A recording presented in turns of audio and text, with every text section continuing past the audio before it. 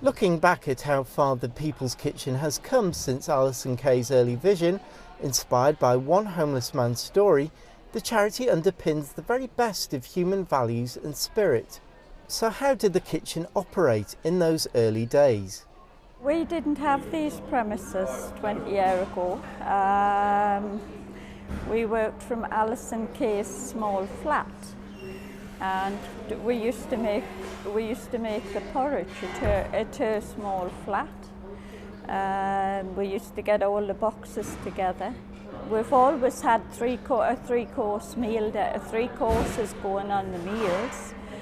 Soup, main meal, and then puddings afterwards, and cakes and biscuits to take away. When I first started with Alison, her words were that she would like to see the People's Kitchen go on after she died, and this is exactly what I've tried to do. This is what, with the help of everybody else, I mean, what we've all tried to do to keep the People's Kitchen going for the good of the people in Newcastle and surrounding areas. Now supported by 11,000 local businesses, large corporations and community groups, is a true reflection of the high regard the People's Kitchen is held in Newcastle. So what lies ahead for the kitchen's future?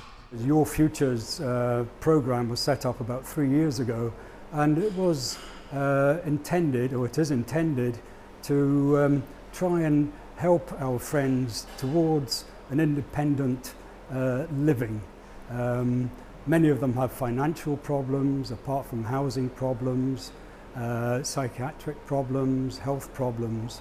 And what we've done is asked our professional partners in the charity section, people who've got the expertise to be able to advise our friends on these problems, and they come in on a rota basis to the kitchen and are free to just give advice to anybody who asks for it.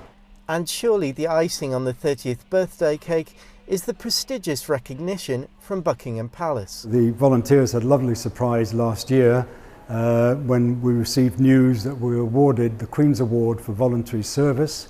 This is a very prestigious award and is the equivalent of the MBE for the voluntary sector. So it was a great award for our volunteers to receive, and a real good morale booster. Yeah, we've come a long way. It's a long journey. Some things are the same as they were many years ago. The most important thing is we have to ask ourselves in the community and in society generally, who is going to look after those that are in need of the support that we provide, because there's no provision at the moment. We've got cuts of 23% with the City Council's budget on the welfare budget, and you have to ask, the conversation's got to be had constantly, who's going to do the work if the volunteers don't step forward to do it.